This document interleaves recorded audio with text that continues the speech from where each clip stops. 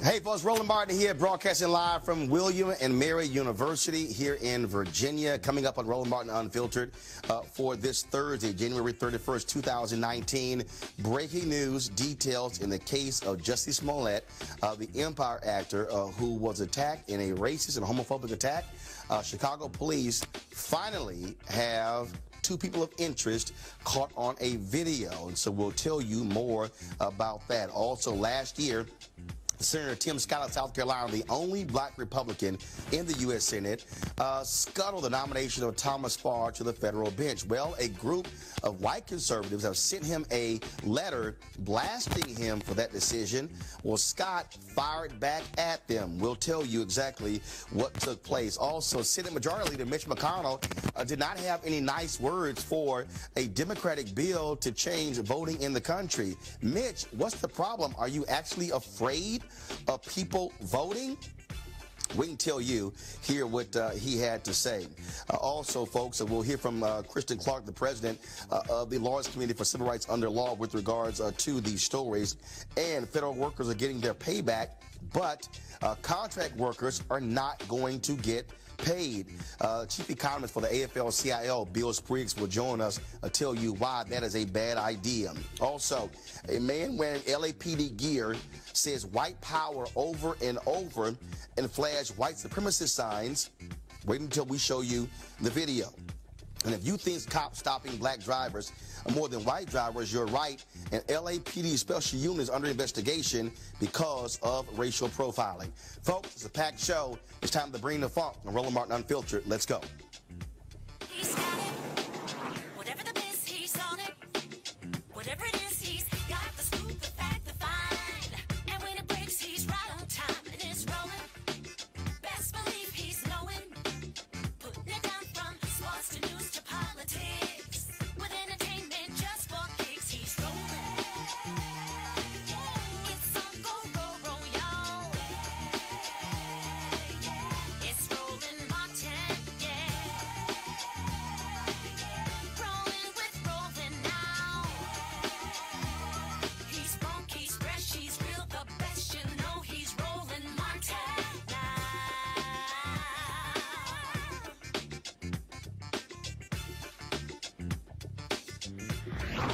Martin. All right, folks, Roland Martin here. I am broadcasting from William and Mary University in Williamsburg, Virginia, where I'll be speaking in about an hour for their MLK program here. And, of course, we'll be talking about a variety of issues, including the issue of race in America. This week, that came to us full force when news was reported.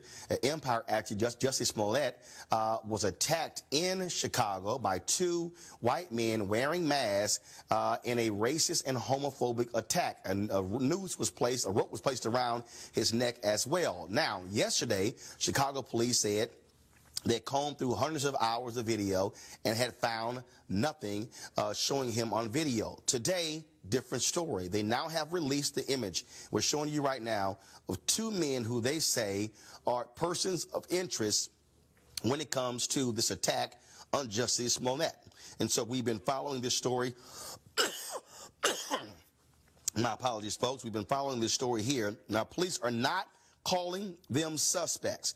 Also, so far, there's no video footage of the actual attack. What we do know is that they do see on one video they saw of Jussie with a rope around his neck. Now, we also know that Smollett was talking to his agent, Brandon Moore, on the phone when the attack started. His agent, Brandon Moore, said he did hear this scuffle and heard someone shouting MAGA, but they could not identify who the individuals were. Now, one reporter is reporting that he has two sources who said that Smollett and his manager refused to turn over their cell phones to police. I sent Jussie Smollett a text message to see if that was true. I have not heard back from Jussie as of yet. Now, here's a statement that was put out by Jussie's family. In the early hours of Tuesday morning, our beloved son and brother Jussie was the victim of a violent and unprovoked attack. We want to be clear, this was a racial and homophobic hate crime. Police, again, want the public there in Chicago to identify those two individuals they released that they say are persons of interest in this attack. Also, they say they're still continuing combing through other videotape. They've expanded their zone to see if they can try to find more information on this attack. And so once we get information, we'll certainly pass it on to you. All right, folks, remember we've covered on this show the numerous conservative judges that Donald Trump has been appointing to the federal bench, some of them with strong racial issues. One of those folks is Thomas Farr. He was appointed to the federal bench out of North Carolina. This is the same state where the two current Republican senators blocked two black women who were appointed by President Barack Obama to the federal bench. Thomas Farr is somebody who has a long track record of supporting voter suppression. He was the one who argued the state's voter ID law, the one the federal court struck down and said there was laser-like precision targeting of black voters. Well, Republicans wanted to put him on the federal bench. He came out of committee, but when his vote went to the floor, Senator Tim Scott of South Carolina stepped up and said, absolutely not. I've got a problem with Thomas Farr. They pulled his name from that particular vote. Now a group of conservatives, largely white, have sent a letter to Tim Scott blasting him, saying he's doing the work of liberals. Now, here's the piece. They wrote this long letter to him, blasting him for that. Well, and this is what they said. In these difficult days, when allegations of racism are carelessly and all too often deliberately thrown about without foundation, the result is not racial healing, but greater racial polarization. Joining with those who taunt every political opponent a racist as a partisan political tactic to destroy their reputations is not helpful to the cause of reconciliation. This is what Scott said. He fired back. For some reason, the authors of this letter choose to ignore facts and instead implicate that I have been co-opted by the left and am incapable of my own decision-making. Why they have chosen to expend so much energy on this particular nomination, I do not know. But what I do know is they have not spent anywhere near as much time on true racial reconciliation efforts. Decrying comments by those like Republican U.S. Representative Steve King are working to move our party together towards a stronger, more unified future. Earlier today, we talked to Kristen Clark, president of the Lawyers Committee for Civil Rights Under Law. Here's what she had to say about this issue. Thomas Farr was someone who the civil rights community fought against tooth and nail. He is not someone who deserves a lifetime appointment to our federal courts. And that is because he is someone who has dedicated his entire professional career to defending voter suppression efforts. You'll recall the judicial opinion issued a few years ago that described North Carolina lawmakers as having engaged in discrimination against black voters with almost surgical precision. Thomas Farr was the hired gun. He was the lawyer who was defending and backing an effort that was wholly condemned by the court. And at every step in his career, he has been someone who has been defending and supporting voter suppression efforts.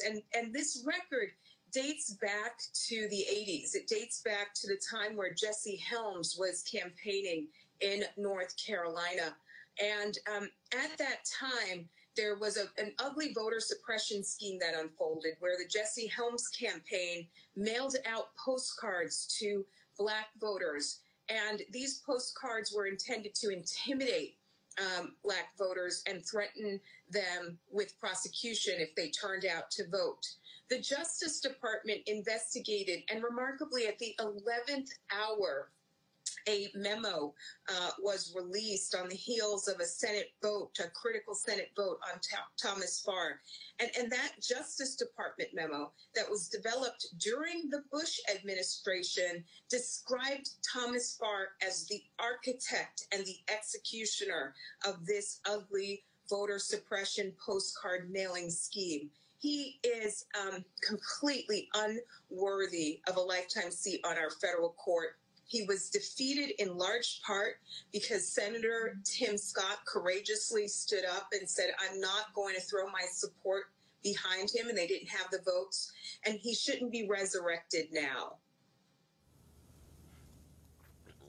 All right, folks, we're going to go to my panel there. Dr. Greg Carr, of course, the chair of the Afro-American Studies Department, Howard University, and, of course, Joseph Williams, senior editor, U.S. News and World Reports. Greg, here's what's interesting. Here you have Senator Tim Scott, okay, who, look, I said then and I said now, was right when it came to Thomas Farr. And you know what? He's right to fire back at these conservatives who have the audacity to castigate him for this decision. They want to put a man with a racial history on the federal bench, and they are mad that a black man stood up to them. Absolutely. One who they have supported, that they've backed. And Roland, you've been making this point now for the last couple of years. They really don't care what Donald Trump does in the White House as long as he is the auto pen signing off on these federal judiciary appointments. This is their gold cup. This is what they're going for. And the irony is, and you remember we talked about this on your show when he was defeated the first time. We knew they were going to bring him back in 2019. And Tim Scott does deserve credit. I mean, the question I have is less what he's doing and more what are these people who signed on to this business doing, including Clarence Thomas's wife, who's always in the mix somewhere trying to lead some kind of rah-rah campaign on something as indefensible as this nomination. Joseph, I've said that on many other issues, Senator Tim Scott could absolutely be a strong force when it comes to challenging his party on the issues of race. There are some issues where he has not stepped up. On this one, clearly, he studied the record. He met with Thomas Farr and said this man has no business being on the federal bench. And has had these conservatives attack Senator Tim Scott. And so they love touting a black Republican. Now they're mad because a black Republican has rejected their bigotry. Well, see, this is Exhibit A of why the Republican Party is not really a great home for African Americans. Now, you got to give Tim Scott some credit, as you have, that he is trying to step up when he feels the issue is important. And this is a very important issue for two reasons. You've got a judicial nominee that's going to North Carolina, which is a swing state, very important Republican, very important presidential elections, but also it's a feeder system, and he's getting payback for all the work that he's done on voter suppression. That is the reason why they're pushing him so hard. But this is also an object lesson of why it's so difficult to be a black Republican and why black Republicans are trying to make a move and they keep getting squashed. This is exactly it right here. Tim Scott is fighting the good fight. They don't want to give it up. They're trying to bully him with another intimidation tactic, which it almost makes my head explode when white people try to define what's racist and what isn't. It's really not up to them to decide, especially not up to this group. So you've got an object lesson in how difficult it's going to be. We'll see if he prevails going forward or whether or not they'll be able to force him. Right now, it doesn't look like they'll be able to. And let me say my final words here to the black folks who are watching. Look, when Tim Scott stands up and does the right thing, I'm going to give him credit for it. See, I need people to understand, Thomas Farr, they wanted to put on the federal bench for life. That man would have been on the court there in North Carolina, covering an area, according to Reverend Barber, that's 40% African American. And so I don't care how you feel about Tim Scott. I don't care if you don't like the fact that he's a Republican.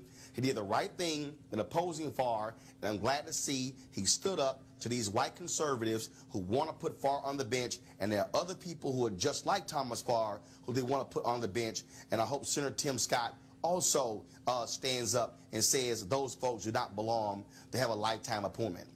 All right, folks, Stacey Abrams, of course, she lost her bid for the governor of Georgia. She has been selected by Democrats to give the response to Donald Trump's State of the Union on Tuesday. Of course, the Super Bowl is going to be in Atlanta, her state of Georgia, and she's going to be in a Super Bowl commercial. Check this out. Smile. I'm Republican Natalie Crawford, County Commissioner in North Georgia. And I'm Democrat Stacey Abrams from Atlanta. We don't agree on everything. But we love Georgia. And want fair elections. Every vote should be counted from every corner of our state. We need hand-marked paper ballots and our election officials to have the support they need. Join us in the fight for election reform. Take a selfie and share your support. Use hashtag fair elections now. Because picturing fair elections is something we can all do. Now, folks, on a national level, as soon as Democrats took over the House, they pushed forward House Resolution 1, which aims to reform campaign finance, ethics, and voting rights, an issue Stacey Abrams, of course, has long championed there in Georgia. Now, here's the thing. The bill calls for automatic voter registration. Folks will have to opt in rather than opt out. It also promotes Election Day and online registration. Now, major issue. Passes the House, goes over to the Senate, and then, of course, Mitch McConnell, Senate Majority Leader, little upset. Listen to what this nut had to say on the floor of the United States Senate. their bill would make Election Day a new paid holiday for government workers and created an additional brand new paid leave benefit for up to 6 days for any federal bureaucrat who decides they'd like to hang out at the polls during any election. Just what America needs, another paid holiday and a bunch of government workers being paid to go out and work. I assume our colleagues on the other side, on their campaigns. This is the Democrat plan to restore democracy? A brand new week of paid vacation for every federal employee who'd like to hover around while you cast your ballot? All right, folks, check this out.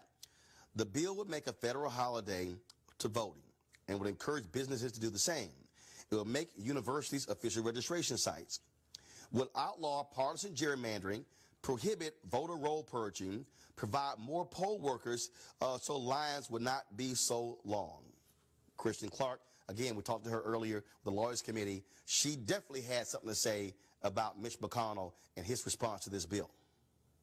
H.R. 1 is a powerful bill that is for the first time, Congress focusing its efforts in its first bill on all of the work that needs to be done to repair voting in our country. It's got some strong provisions in there that would fight back against gerrymandering, that would stamp out the ugly role of big money in politics and require that candidates disclose where they get funding from.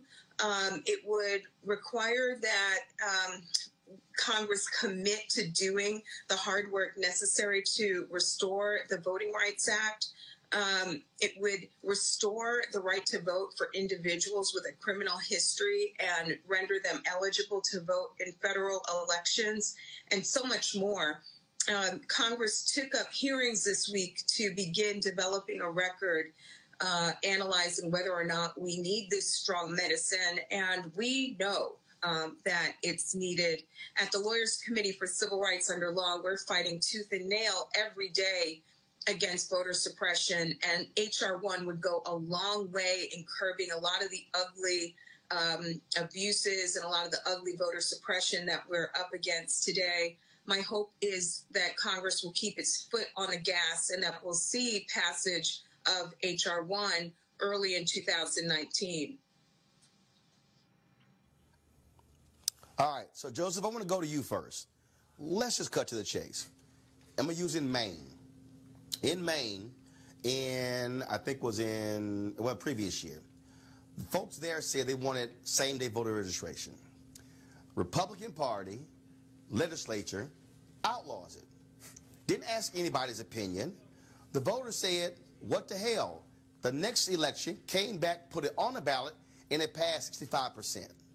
This is the example I'm talking about when it comes to voter suppression. The Republican Party, despite what all these black conservatives say, the Republican Party does not want there to be widespread voting. For Mitch McConnell to stand and say that this is not democratic is an absolute lie. Well, you've got to admire his chutzpah, right? The same guy who blocked a sitting president from appointing a Supreme Court justice is the same guy who's saying that this is undemocratic. I mean, the irony is just staggering. But it's also not the first time Mitch McConnell has stood in the way of these sorts of reforms. It's also another example. I mean, it's of a piece with the Thomas Farr case, where Republicans know that they're on the losing end of the argument, and if they expand the electorate, they're going to go down in defeat because their ideas are not popular. So if you're in the losing end of the argument, what you do is you try to change the rules. And in McConnell's case, what he's trying to do is stand in the way of opening the electorate, allowing more people to vote, which, after all, is what we're supposed to be doing as a democracy. Everybody gets a chance to vote. Everybody should have an opportunity to vote. And in Europe, voting day in some countries is a paid holiday, and their participation rate is well above 50 or 60%. Ours, we're lucky to get 55% participation. Therefore, that means you've got a whole segment of the electorate sitting out because either they feel like they don't have the time or that it's not going to be enough time for them to cast their ballot. So I want to know what McConnell and others who are opposed to this legislation are afraid of. What are they afraid of? And the answer to me seems kind of clear, that they're on the losing end of the argument and that their ideas will probably go down to defeat unless they restrict the electorate. And Greg, this is real simple. They know if you're able to expand access to the ballot, that gets more people voting.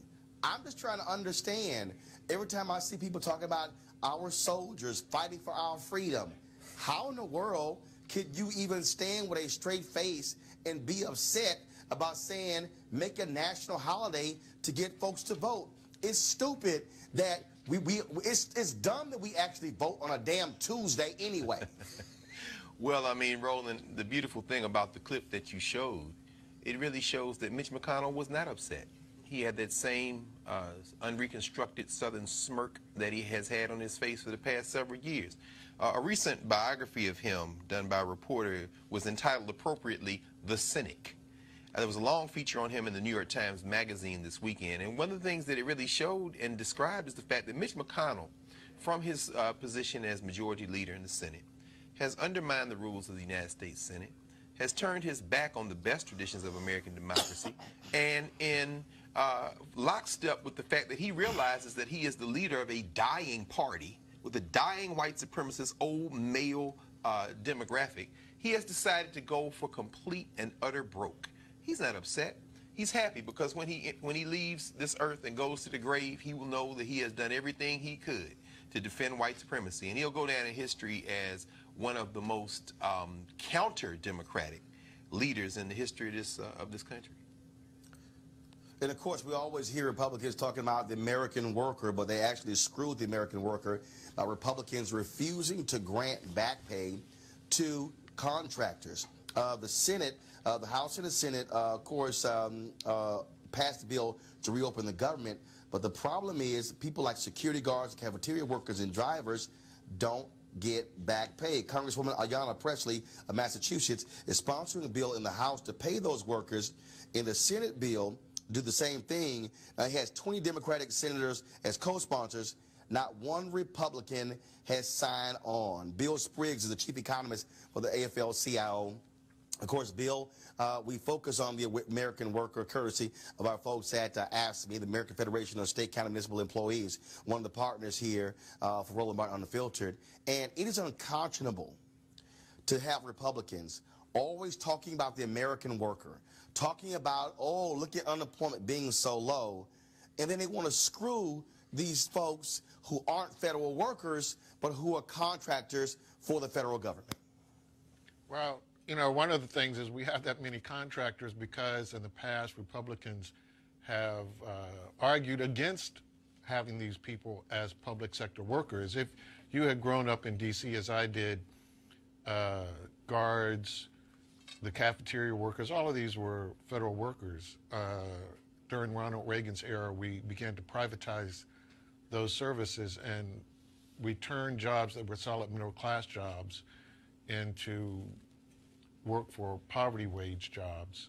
And so it transformed Washington immediately because it cut off a path to middle class jobs. It's a tragedy that Congress and the president were able to shut down the government, particularly that the Republican Senate refused 34 days earlier to go ahead with what they had passed in December and tell the president we weren't going to go along with the shutdown. And the result was that contract workers were hurt.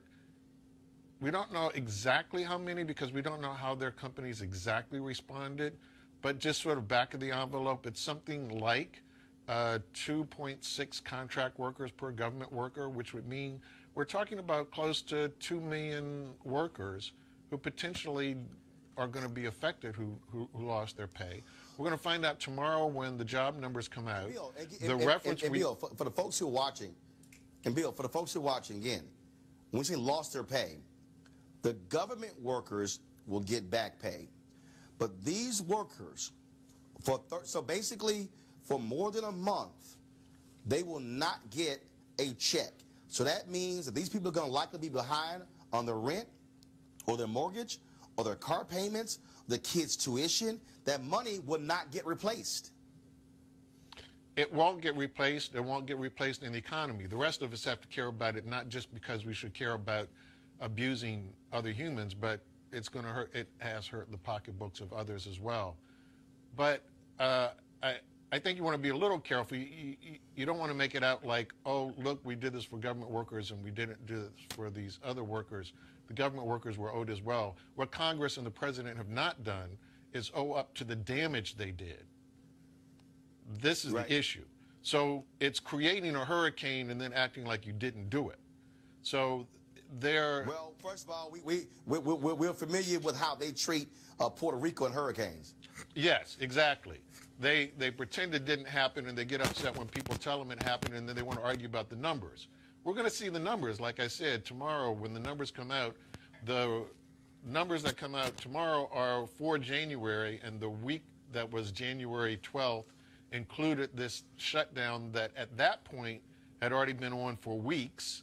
And while we've had short shutdowns, what has happened in the past is many of these companies would hold on to their workers because they knew that the government would reopen and they didn't want to lose their workforce. In this instance, it went on too long, and many of these companies, of course, could not pay workers for that amount of time without the company itself receiving money. So in some cases, like the ones who were cafeteria workers, it's because no one's going to be going to the cafeteria because the federal workers aren't there.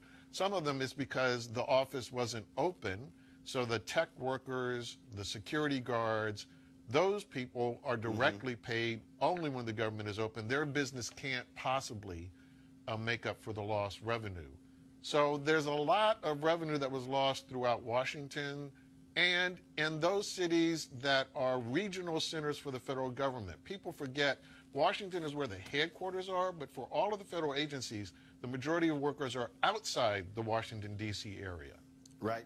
So it's a national problem. Right. Well, absolutely. And again, I would hope that people will be applying public pressure.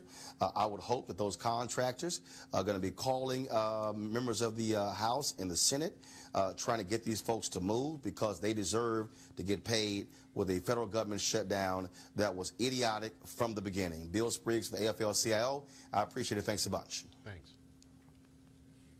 All right, folks, let's talk about Chicago, not the cold weather, but a federal judge approving a consent decree to allow federal oversight of the Chicago Police Department. Remember, this is a police department that had numerous issues over the years when it comes to the treatment of citizens. We also, of course, remember the Laquan McDonald case, where the only reason we even know about that was when that videotape was released to the public that showed officers were lying about Laquan McDonald charging towards the officers before he was shot and killed. Jason Van Dyke, a former Chicago police officer, was sentenced to prison as a result of being convicted of second-degree murder. Now, you also recall that Jeff Sessions, when he was Attorney General, did his best to prevent this consent decree from moving forward.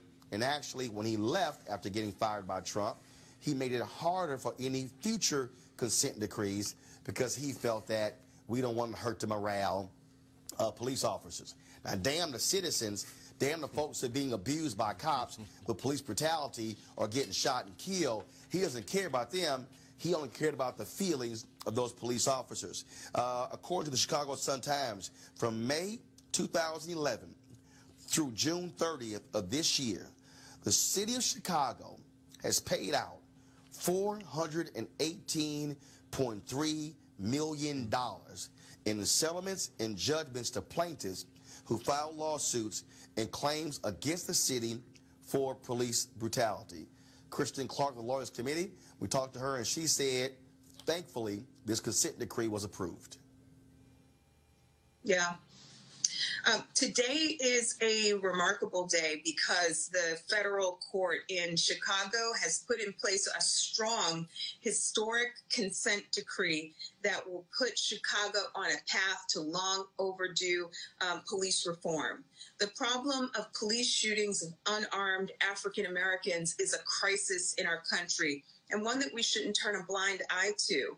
Remarkably, at the end of the Obama administration, the Justice Department released an extensive report, hundreds of pages long, that contained detailed findings about how the Chicago Police Department was broken, and identified instances where they used force and engaged in discriminatory practices that harm African Americans and people of color. What did former Attorney General Jeff Sessions do? He really shut down the Justice Department's work in Chicago and has been obstructing efforts to promote police reform in other parts of the country. And Chicago's kind of a heartwarming success story, because what happened there is the former state attorney general, Lisa Madigan, decided to take the baton and run with it. And she worked with city officials to hammer out an extensive consent decree that puts in place smart, necessary reforms that are going to stamp out all of the problems that have been riddling the Chicago Police Department. The consent decree that was approved by the court requires that they publish data on use of force on a monthly basis. It requires that they tighten their policies on when they use tasers. It requires that they document every instance where they draw a weapon, and much, much more. And all of this work was done with no Justice Department in place. This is something backed by the state. It's backed by the city, and it is something that is necessary and brings relief to the people of Chicago. Every city around the country that's struggling with the police shooting crisis that we face should look to Illinois as a model, look to Chicago as a model for the kind of reform that might be possible in their respective community. Greg, I want to go back to the importance of federal judges. This was a federal judge who approved this consent decree. This is why Republicans want to pack the federal bench, because they want right-wing judges who will not move forward with things like consent decrees. Absolutely, Roland, and as I said, you've been making this point all along, and you framed it in terms of generations, as many as 40 years out from now. They know they can't hold the electoral math. They can count, so they're going to try to lock up the federal judiciary and run their fascism through that way. Certainly, we saw in Baltimore, just after Sessions took over as Attorney General, his attempt to slip out of that consent decree. But elections matter. I mean, you've got everybody from state's attorney who had on the other night, Marilyn Mosby, to federal judges who are not going to go along with that, who are on the bench. And in this case of Chicago, this is profound. It's major, as we just heard from our friend Kristen Clark. They can't do anything about that judge. They'd love nothing more than to switch him out. But in this instance, right is right, and we know that they will receive no support from Matthew Whitaker. They won't get any support from Bill Barr. But ultimately, once you're on that bench for that lifetime appointment, you know, in the federal judiciary, this is for all the marbles. And that's why we have to get out and vote and make sure, because they can't keep doing this. This is how they're going to try to extend their rule. Mm-hmm. Let's see, Joseph, when I'm listening to all these people talk about, oh, I'm not going to vote unless I see this. Here's the reality. If you sue, when it comes to civil suits, when it comes to criminal cases or things along those lines, you're likely going to be filing in federal courts. If you have a federal judiciary that is filled with 38, 40, and 45-year-old right-wing, mostly white male judges, then you're going to have folks ruling against people of color, ruling against things like this, and that's why who you vote for in presidential elections matters. It matters. It matters. It matters. You can even go back beyond that, and if you're talking about judges who are 30 and 40 and 50 years old, who are white judges on the bench for a lifetime, you have an absence of history there. You have people who don't necessarily understand what the guy from the labor unions was talking about. The fact that African Americans worked in union jobs for the federal government That was their path out of the middle class. That's how they made it. That's how they became part of a great generation that helped and shape and build this country through union jobs. And if you have judges that don't really understand that and who don't understand the legacy of police brutality in the United States of America and who don't understand that these facts matter to people on the ground, that is not just theory, you really have a dearth of information and a dearth of knowledge that will come to inform these decisions. So I think voting actually absolutely matters a lot more than people think it does, because not only do you have people who you bring people to power who are willing to shut down the federal government and hurt an entire class of people, you have people willing to install judges that will turn a blind eye to police abuse, and you have people willing to install judges who actively promote voter suppression. So voting does matter. You may think it doesn't, but it does, and they're going to try to restrict your vote unless you get out and use it. So that is one of the tantamount reasons that you have to get out and exercise the franchise and let all this other stuff go, because it really does matter. And again, I'm tired of hearing all these other people. I'm getting all these old stupid, crazy tweets and posts saying, oh, this stuff doesn't matter. And I'm going, you have no idea what the hell you're talking about. Look around. Because when look it came, around. I mean, you got to look around and see what's happening. Every major thing that comes out of this administration is going before a federal judge. Don't think for a second that voting does not matter, because the person who wins determines who gets appointed to the federal bench. All right, folks, got to go to a break. We come back, we're going to talk about some white supremacists in L.A. on the LAPD. Wait until you see this video, folks. You're watching Roland Martin Unfiltered. You want to support Roland Martin Unfiltered? Be sure to join our Bring the Funk fan club. Every dollar that you give to us supports our daily digital show. There's only one daily digital show out here that keeps it black and keep it real. As Roland Martin Unfiltered. Support the Roland Martin Unfiltered daily digital show by going to RolandMartinUnfiltered.com. Our goal is to get 20,000 of our fans contributing $50 each for the whole year. You can make this possible.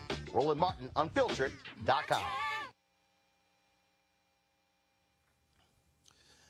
All right, folks. We want to talk about our partners at D-Herbs. Now, of course, I've been talking about their full body cleanse, which I did, 20-day cleanse. Did nothing but fruits and raw vegetables and nuts. Drank nothing but water. Couldn't have any fried foods, no processed foods. Couldn't even have fish. I ended up losing about 18 pounds. But it wasn't just about losing weight. It was also about cleaning out your system, removing all that toxicity that is in the body, and providing for more energy as well. Now, you want to try their full body cleanse. Remember, they got about 27 different cleanses. Sorry about that, y'all. Allergies are still kicking my butt. They got about 27 different cleanses that you can also try. So what you do is go to dherbs.com, use the promo code Roland. You can also call 1-866-4D-HERBS, 1-866-4D-HERBS. Now, also, what's been the benefit to me is that by being on this cleanse for 20 days, it also changes how you eat and also what you focus on. So by being on the cleanse, look, I couldn't eat anything but raw vegetables and fruits and nuts. And so even as I travel now, so I'm thinking about smoothies or thinking about different ways to eat. And so it changes just not your body, but also how you look at what you eat and what you put in your body. And so if you want to try it as well, again, I want you to go to dherbs.com, DHERBS.com, use the promo code Roland, or you can call 1-866-4D-HERBS, 1-866-4D-HERBS. Don't forget to use the promo code Roland. And we want you to support, of course, one of the partners who is supporting Roland Martin Unfiltered. All right, folks, let's talk about Los Angeles. Now, we've always known you got some racist cops in L.A. We always know about the chokehold that came out of L.A. But, y'all, check this video out of this cop being on full front Steve King white supremacist. What's your badge number? Give us your badge number. What's your badge number? That's why you're saying that. What's your badge number? You won't say that. Don't you worry about it. What's your badge number? Don't worry. What's your Now, the dude was wearing LAPD gear. We don't know if he's officially a cop, but we do know, hear him saying white power and flashing white supremacist signs. And it's like, really? Really? That's how we roll? But if you also want to talk about racism, go back to the Ramparts division in L.A. if you want to see some real drama. And speaking of that, of course, our folks at the Advancement Project, they have also been looking at what's been happening in Los Angeles when it comes to stop and frisk. In 2015, what they chose to do is, after a surge in violent crimes, they imposed the notion of stop and frisk, doubling the size of their metropolitan division. The metro officers started pulling folks over in unmarked cars, searching for drugs and weapons. And, of course, who did they pull over more? Black and brown people. No shock. Civil rights attorney Connie Rice calls it stop and frisk in a car, and she joins me right now. Connie, how you doing? Can you hear me? All right, Connie, can you hear me, Connie? Connie, can you hear me? Yeah, I can hear you. Can you hear me? Got it. Yeah, I can hear you, Connie. Okay. So why do you call this stop and frisk? Well, Roland, let's set the context here. About 3 years ago, there was a surge in gang crime. And we had 53 shootings, 17 bodies. And the mayor said, I want this stopped. I want it doused. I want it suppressed. And so the chief of police doubled the Metropolitan Unit, which is the elite unit in LAPD, specialized units. And they rolled out and they did this sort of, they doused it, but then they kept it with the cars. And it turns out that the stops that they're doing have a really disproportionate racial adverse impact. Now, when I say stop and frisk in a car, on the surface, and this is just the first level of analysis, Roland, because the data shows a big gap. It shows disproportionate impact. 90% of the stops done, 60,000 stops, 90% of them African-American and Latino, vast majority African-American. So you have disproportionate racial impact. The question is why? And why I called it stop and frisk at this stage is that when you have that level of racial impact, you've got to have a really, really big emergency to justify it. And I didn't see it.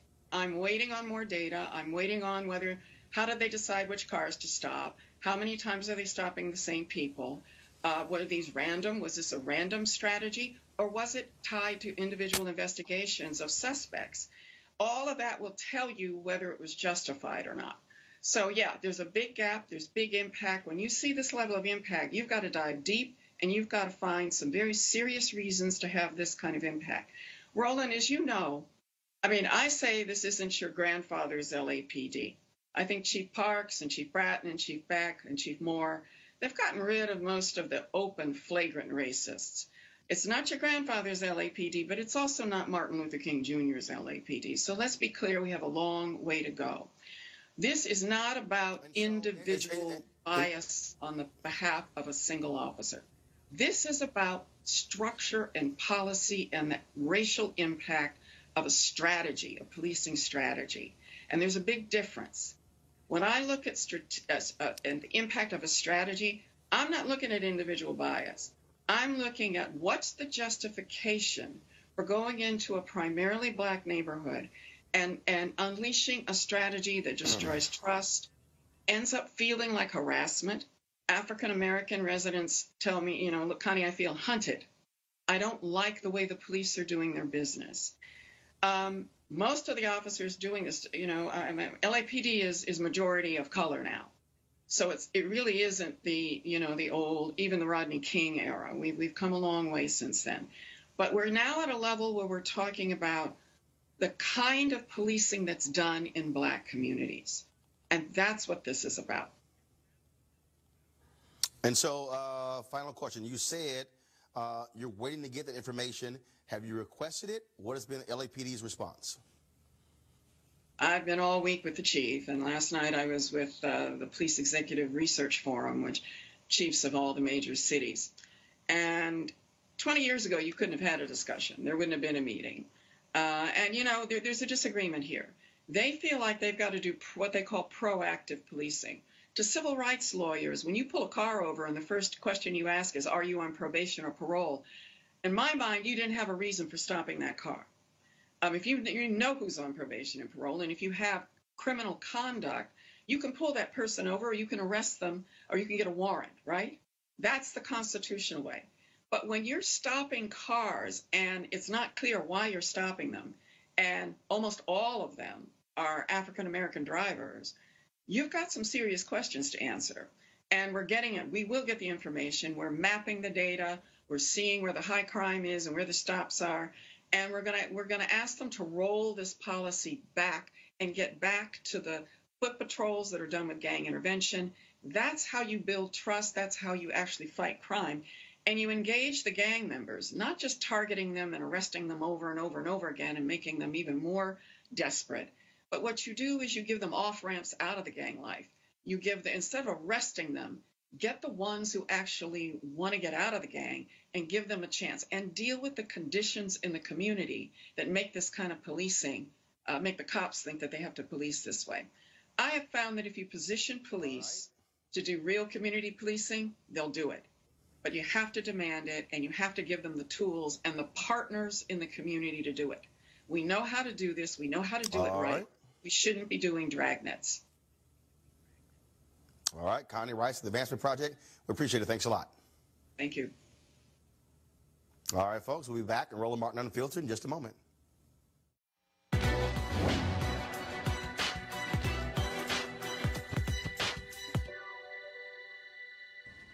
People mistake their limitations for high standards. Novelist Jean Toomer.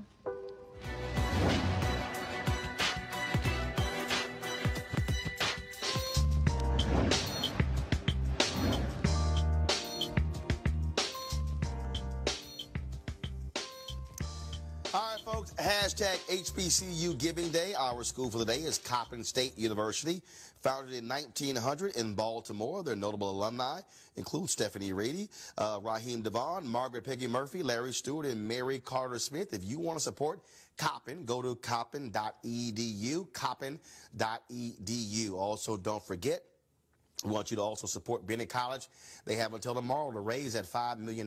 They are very, very close to getting there. They're making that final push today and tomorrow. So we want you to support them. So please go to the Bennett College website where you can also make your donation. All right, folks, many of us are fans of the show Queen Sugar. I know I am. Of course, it is about a black family who is trying to maintain their sugar cane farm.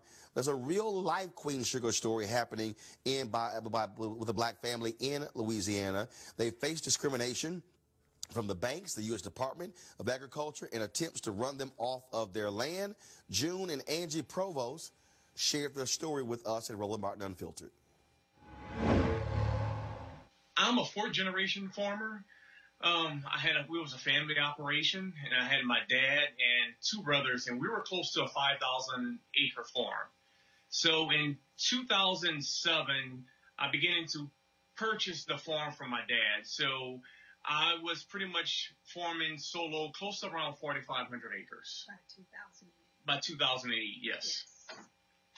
And I acquired a farm in 2014, a couple of years after June and I got married.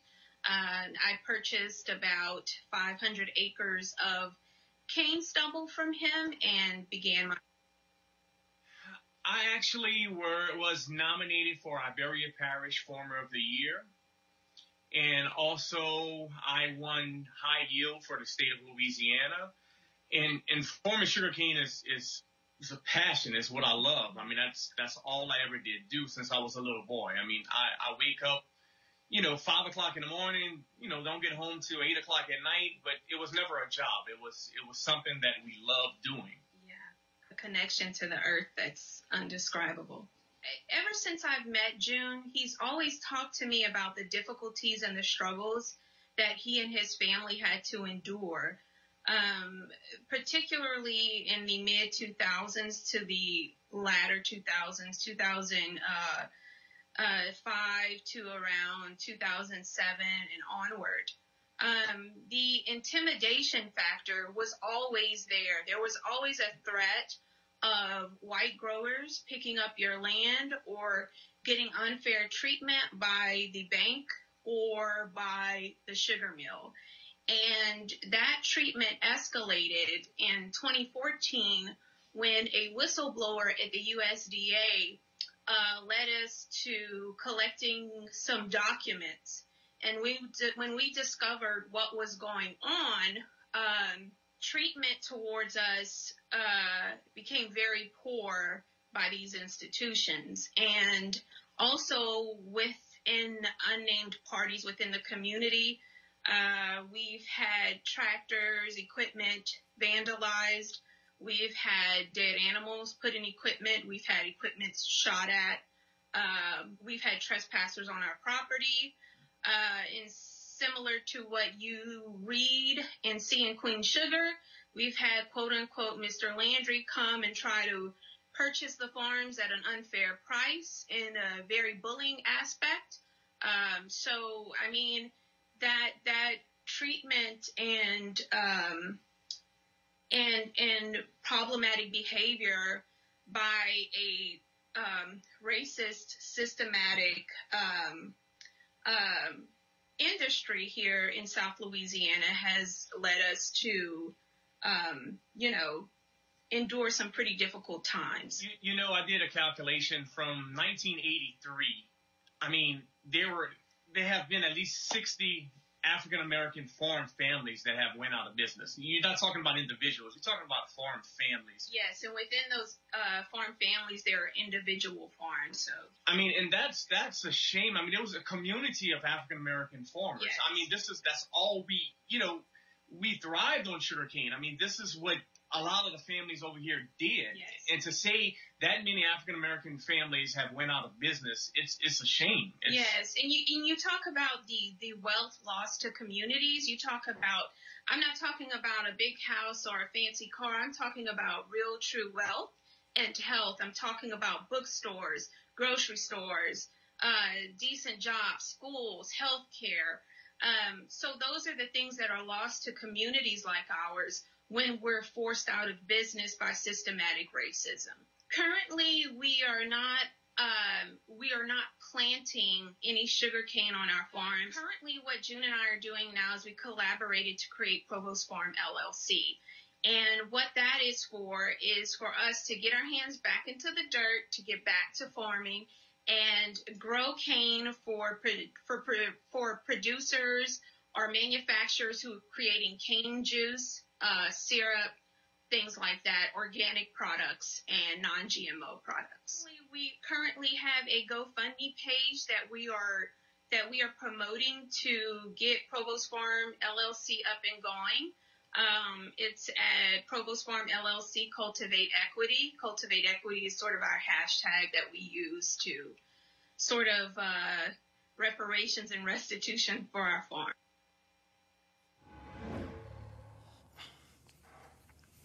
I want to bring in Greg and Joseph here. Greg, we hear people who talk about we need to have land. But there's a difference between having land and you trying to make money off of your land. Here's an example of some black folks who have land but who are facing rampant discrimination. We've seen this for years in the Department of Agriculture, where basically where white farmers treat that as their own personal piggy bank, and we've had black farmers who've had to sue in order to get paid. That's exactly right. And with the federal shutdown, I can only imagine some of those same farmers now trying to go through the bureaucracy and navigate through our winter, perhaps even colder than ever, to do everything from feed and shelter their animals to preserve, their machinery. And this just makes it even much harder. I mean, that's heartbreaking, to hear the provost talk like that, and to realize that all the millions of acres we've lost throughout the South and elsewhere, all the black farmers with a much belated, although we are glad John Boyd and them saw it through, settlement with the federal government. I'm reminded on the 100th birthday of Jackie Robinson today, but it would have been 100 years old when he wrote in his autobiography, when he was born, he never had it made. At the end of his life, he never had it made. And somehow these black farmers persevere. So we not only wish them well, we have to tell this story over and over again. And I'm glad you're bringing it up today once again, Roland. Joseph, again, when we look at what they are dealing with is what we often talk about on this show, which folks are in denial, is that there are systems that oppress black folks. And when you talk about when you have banks, when you had Department of Agriculture, when you have all of these different entities that are involved, have that impact. In fact, also, we had a note here that the provosts are also suing, I believe, the bank as well. I'll have those details in a moment. But Jeff, Joseph, we're talking about systems. We are talking about systems that are against people who can't financially fight systems. It's systems. I mean, and your previous guest from Advancement Project talked about how the LAPD is a majority minority now. That is a system. They are exercising systemic racism. This is what it looks like. The farmers, the provosts, systemic racism, where you have a community of farmers they're part of. They have a legit right to do what they do on their land, but white farmers allegedly feel differently. Systems, they have to go to court to try to get their case resolved or to get the law enforced to keep people from harassing them, to keep banks from cheating them, to keep processors from cheating them. What do you do when you go to court? You go before a judge. You know, that judge is part of the system, and if that judge comes out of a racist system, he's less likely to give them a positive result. So it all interconnects, and it goes back to the single act of defiance that we have as African Americans, which is the vote.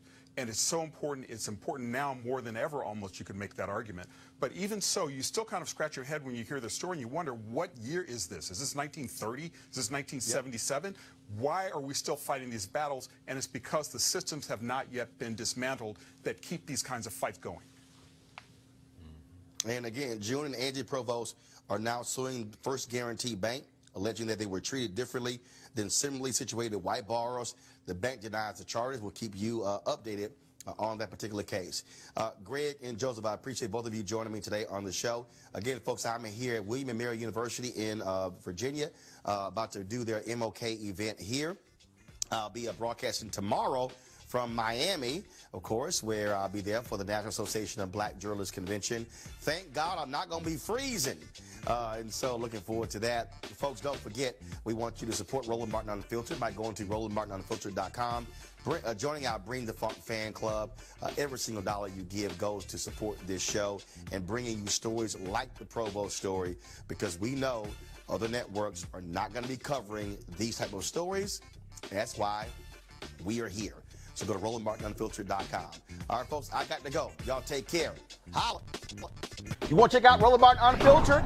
YouTube.com/Roland S. Martin. And subscribe to our YouTube channel. There's only one daily digital show out here that keeps it black and keep it real. It's Roland Martin Unfiltered. See that name right there? Roland Martin Unfiltered. Like, share, and subscribe to our YouTube channel. That's YouTube.com/Roland S. Martin. And don't forget to turn on your notifications so when we go live, you'll know it.